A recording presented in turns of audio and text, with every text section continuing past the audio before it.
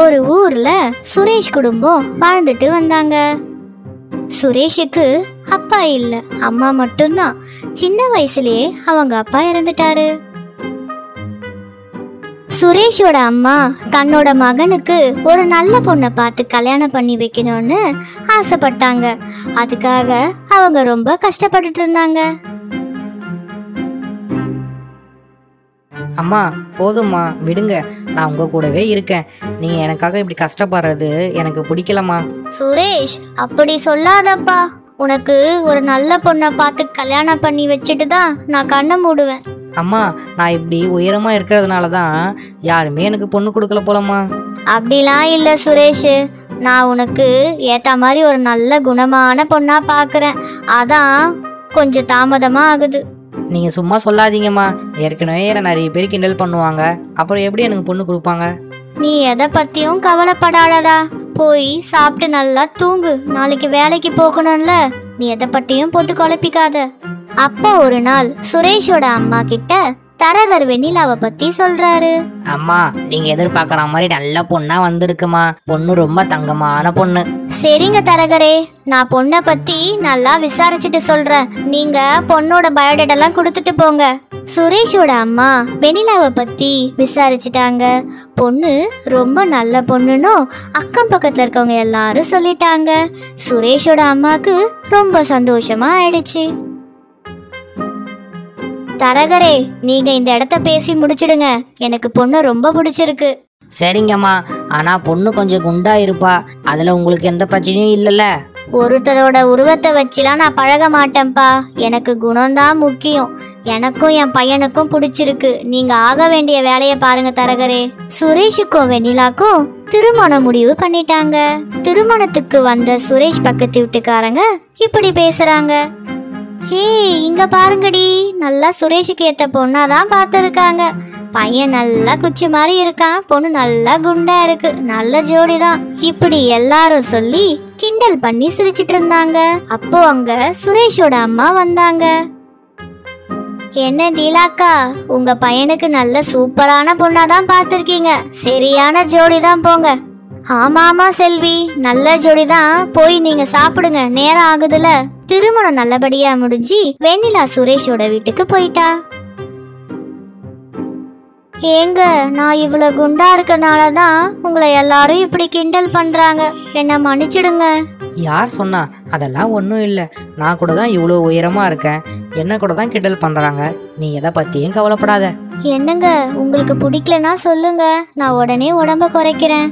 மற்றவங்க சொல்றத வச்சு நீ எதுவும் முடிவு பண்ணிக்காத. இவங்க இப்படிதான் பேசிட்டே இருப்பாங்க. நீ எதை பத்தியும் காதுல வாங்கிக்காத. நம்ம வேலையை பார்க்கலாம். மறுநாள் வெண்ணிலாவும் சுரேஷும் சேர்ந்து கோயிலுக்கு போறாங்க. அங்கேயும் வெண்ணிலாவும் சுரேஷன் பத்தி கிண்டல் பண்ணி பேசினாங்க. இவங்களுக்கு ரொம்ப கஷ்டமாயிடுச்சு.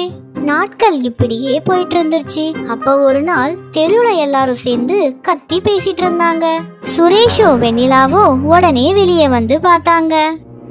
அப்போ அங்க பக்கத்து வீட்டுல தீ பிடிச்சி எரிஞ்சிட்டு இருந்துச்சு.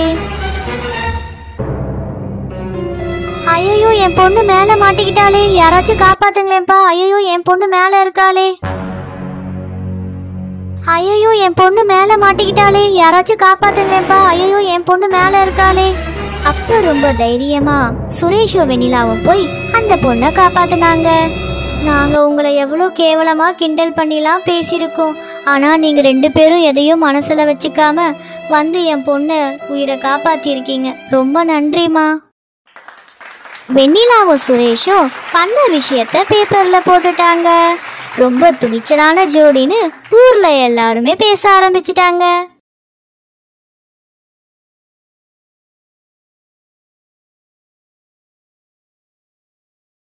ஒரு நாள் அனு வெண்ணிலா கிட்ட போய் சண்டை போடுறா.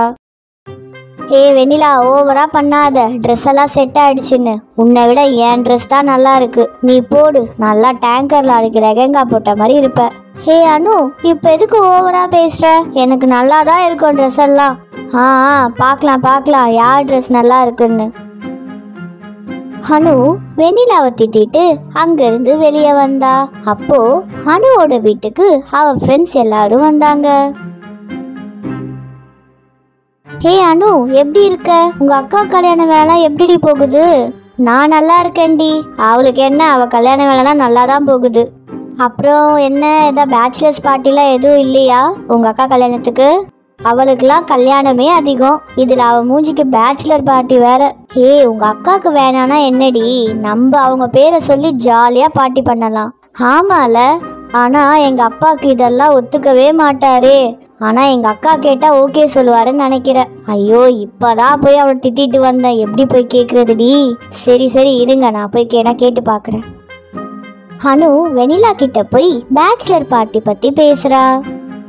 வெனிலாக்கா இங்க பாரு, உன்கிட்ட ஒண்ணு பேசணும். என்ன கூப்பிட்ட இப்போ? அக்காவா? இப்போதானடி இதை திட்டிட்டு போன, அதுக்குள்ள என்ன வந்து அக்காவை கூப்பிடுற? சரியில்லையே, என்ன விஷயம் ஃபர்ஸ்ட் அதை சொல்லு. அக்கா, நம்ம ஏன் பேச்சுலர் பார்ட்டி செலிப்ரேட் பண்ணக்கூடாது? உன் ஃப்ரெண்ட்ஸ், என் ஃப்ரெண்ட்ஸ் எல்லாரையும் வச்சு நம்ம ஒன்னா ஜாலியா பார்ட்டி பண்ணலாம்ல. என்னடி சொல்ற, பேச்சுலர் பார்ட்டியா? ஐயோ, அதெல்லாம் அப்பா ஒத்துக்க மாட்டாரு. அக்கா, நீ சொன்னா அப்பா கேட்பாருக்கா. கேன ப்ளீஸ் ப்ளீஸ், என் செல்ல அக்கால. கல்யாணத்துக்கு முடிதான் இதெல்லாம் செலிப்ரேட் பண்ண முடியும், அதுக்கப்புறம் இதெல்லாம் கிடைக்கவே கிடைக்காதுக்கா. வெண்ணிலாவும் அனு சொன்னதை கேட்டு அவங்க அப்பா கிட்ட போய் பேச்சுலர் பார்ட்டி பத்தி பேசுறா.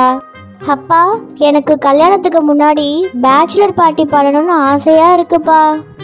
என்னது பேச்சுலர் பார்ட்டியா? என்ன சொல்கிற வெண்ணிலா, உனக்கு இதெல்லாம் பிடிக்காதே. நீ இதெல்லாம் கேட்க மாட்டியம்மா? யாரு கேட்க சொன்னான்னு எனக்கு இப்போதான் புரியுது.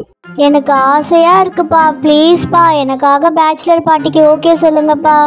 சரி வெண்ணிலா, உனக்காக ஒத்துக்கிறேன். ஆனால் நம்ம மாப்பிள்ளை வீட்டில் இருக்கிற எல்லாரையும் கூப்பிடலாம். பேச்சுலர் பார்ட்டி மாதிரி வேண்டாம், ஒரு கெட் டுகெதர் பார்ட்டி மாதிரி ஒன்றா அரேஞ்ச் பண்ணி எல்லாரும் ஜாலியாக சாப்பிட்டு என்ஜாய் பண்ணலாம். பா, மாப்பிள்ளை வீட்டுக்காரங்களாம் கூப்பிட போறீங்களா? வேணாம்ப்பா, நாங்கள் ஃப்ரெண்ட்ஸ் நீங்கள் மட்டும் போதும். அவங்களாம் வந்தால் ஜாலியாகவே இருக்காது. நீ சும்மா இரு. நீ இதெல்லாம் இந்த பேச்சுலர் பார்ட்டியை கேட்ட எனக்கு நல்லாவே தெரியும். ஒழுங்கா கெட் டுகெதர் பார்ட்டி மாதிரி கொண்டாடலாம்.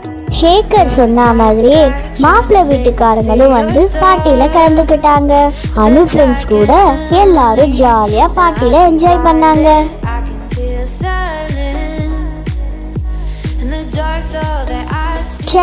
இந்த மாப்பிள்ளை ரொம்ப அழகா இருக்காரு. இந்த குண்டு மூஞ்சிக்கு போய் இப்படி ஒரு மாப்பிள்ளையா? எப்படியாச்சும் இவன் கல்யாணத்தை நிறுத்தணும். என்ன பண்ணலாம்? அனு யோசிச்சு பார்ட்டில கூல் ட்ரிங்க்ஸ் பதிலா ட்ரிங்க்ஸை மிக்ஸ் பண்ணி வெண்ணிலாக்கு கொடுத்துடுறா. அப்போ என்ன ஆச்சுன்னா, வெண்ணிலா அனு கொடுத்த ட்ரிங்க்ஸை குடிச்சிட்டு ஃபுல்லா மயக்கத்துல சம்மர் டான்ஸ் ஆடி மயங்கி கீழே விழுறா.